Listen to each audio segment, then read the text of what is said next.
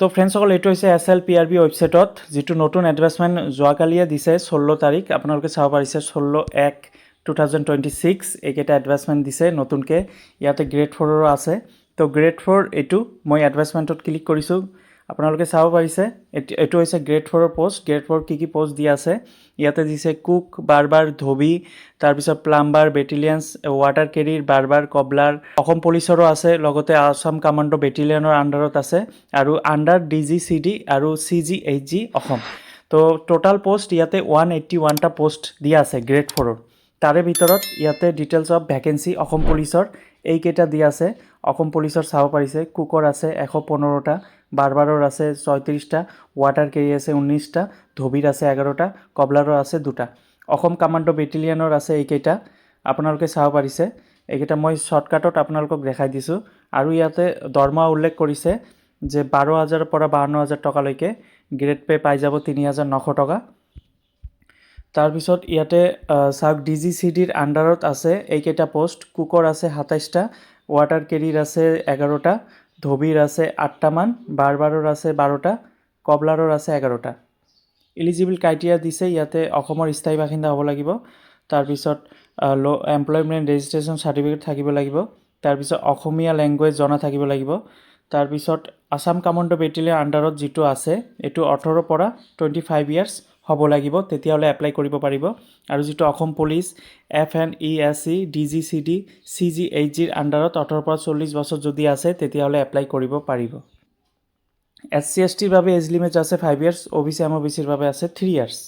তো ইয়াতে কোনো ধৰণৰ আপোনালোকৰ দৌৰাদৌৰি নহয় 3200 মিটাৰক 1600 মিটাৰ কোনো ধৰণৰ দৌৰাদৌৰি নাই ইয়াতে চাওক এডুকেশ্যন কোৱালিফিকেশ্যন বিচাৰিছে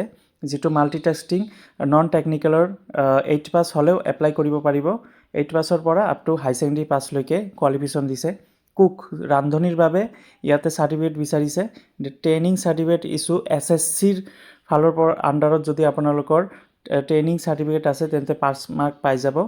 বা আপোনালোকে যদি কোনো হোটেল বা ৰেষ্টুৰেণ্টত কাম কৰিছে তেতিয়াহ'লে এই চাৰ্টিফিকেটটো দিলে 5 মাৰ্ক পাই যাব বাৰবাৰ আছে যে SSC আণ্ডাৰত যদি কাম কৰিছিল SSC যিটো ছেক্টৰ স্কিল কাউন্সিল এইটো 5 মাৰ্ক পাই যাব আৰু মিনিমাম বা ইয়াত অৰ অপশ্যন দিছে মিনিমাম 1 ইয়াৰ এক্সপিৰিয়েঞ্চ যদি আছে চেলুন বিউটি পাৰ্লাৰত যদি কাম কৰিছে তেতিয়াহ'লে 5 মাৰ্ক এক্সট্ৰা পাই যাব ৱাটাৰ কেৰিৰ আছে 5 মাৰ্কছ যিটো SSCৰ আণ্ডাৰত হ'ব লাগিব তেতিয়াহ'লে আপোনালোকে 5 মাৰ্কছ পাব ধোবিৰ আছে 5 মাৰ্ক যিটো ট্ৰেইনিং চাৰ্টিফিকেট যদি SSCৰ আণ্ডাৰ এইটো সেম বা মিনিমাম 1 ইয়াৰ যদি এক্সপিৰিয়েঞ্চ ড্ৰাই লণ্ড্ৰি যদি আপোনালোকে কাম কৰিছে তেতিয়াহ'লে 5 মাৰ্কছ পাব তাৰপিছত কবলাৰৰ আছে কবলাৰৰ 5 মাৰ্কছ সেম SSC আণ্ডাৰত হ'লে আপোনালোকে লাভ কৰিব পাৰিব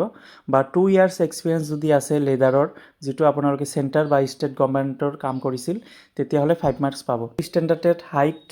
মেলৰ বাবে 160 চেণ্টিমিটাৰ ফিমেলৰ বাবে 150 জেনেৰেল OBC হয়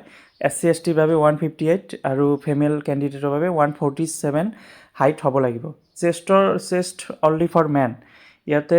SC ST OBCৰ বাবে 80 চেণ্টিমিটাৰ হ'ব লাগিব আৰু এক্সপেনশ্যন 5 চেণ্টিমিটাৰ বেছি হ'ব লাগিব আৰু ST হিলছৰ বাবে 77 আৰু এক্সপেনশ্যন 5 চেণ্টিমিটাৰ বেছি হ'ব লাগিব মানে ফুলুৱাই যিটো চিনাটো ফুলাব লাগিব এইটো 5 চেণ্টিমিটাৰ বেছি হ'ব লাগিব এইটো হৈছে চেষ্ট তাৰপিছত মেডিকেল ষ্টেণ্ডাৰ্ড টেষ্ট হ'ব আই চাইটৰ টেষ্ট হ'ব হাউ টু এপ্লাই আপোনালোকে কেনেকৈ এপ্লাই কৰিব পাৰিব SLPRB ৱেবছাইটত আপোনালোকে এপ্লাই কৰিব পাৰিব অনলাইন এপ্লাই এতিয়াও ষ্টাৰ্ট হোৱা নাই 22 তাৰিখৰ পৰা ষ্টাৰ্ট হ'ব আৰু ডকুমেণ্ট কি লাগিব ডকুমেণ্টখিনি ইয়াতে দিয়া আছে এইকেইটা ডকুমেণ্ট লাগিব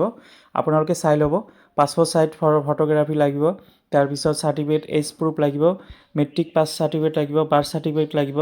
তাৰপিছত যদি 8 পাছ আছে 8 পাছো দিব পাৰে তাৰপিছত চাৰ্টিফিকেট ডিপ্ল'মা যিকেইটা বিচাৰিছে ডিপ্ল'মা এক্সপিৰিয়েঞ্চ চাৰ্টিফিকেট লাগিব এমপ্লয়মেণ্ট এক্সচেঞ্জ ৰেজিষ্ট্ৰেশ্যন লাগিব আধাৰ কাৰ্ড লাগিব কাষ্ট চাৰ্টিফিকেট থাকিলে কাষ্ট চাৰ্টিফিকেট দিব পাৰে TPT টেষ্ট হ'ব trade proficiency test medical examination বা ফিজিকেল ষ্টেণ্ডাৰ্ড টেষ্ট হ'ব তাৰপিছত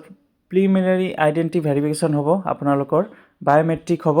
মেডিকেল এক্সামিনেশ্যন হ'ব ফিজিকেল ষ্টেণ্ডাৰ্ড টেষ্ট হ'ব তাৰপিছত ট্ৰেড প্ৰফিচিয়েঞ্চি 50 মাৰ্ক থাকিব আৰু ইয়াতে 5 মাৰ্ক 33% হ'লে আপোনালোকে পাছ কৰিব পাৰিব তো ফ্ৰেণ্ডসকল এইটোৱে আছিল গ্ৰেড 4ৰ যিসকলে ইমান দিন ৱেইট কৰি আছিলে 18 পৰা 40 বছৰলৈকে এপ্লাই কৰিব পাৰিব ফ্ৰেণ্ডসকল এডভাৰ্টাইজমেণ্ট এইটো যোৱাকালিয়ে প্ৰকাশ কৰি দিছে আৰু এপ্লাই কৰিব পাৰিব অহা 22 জানুৱাৰীৰ পৰা আপ টু ফেব্ৰুৱাৰী 22 জানুৱাৰীলৈকে তো এইটো গ্ৰেড 4 পোষ্ট আছিল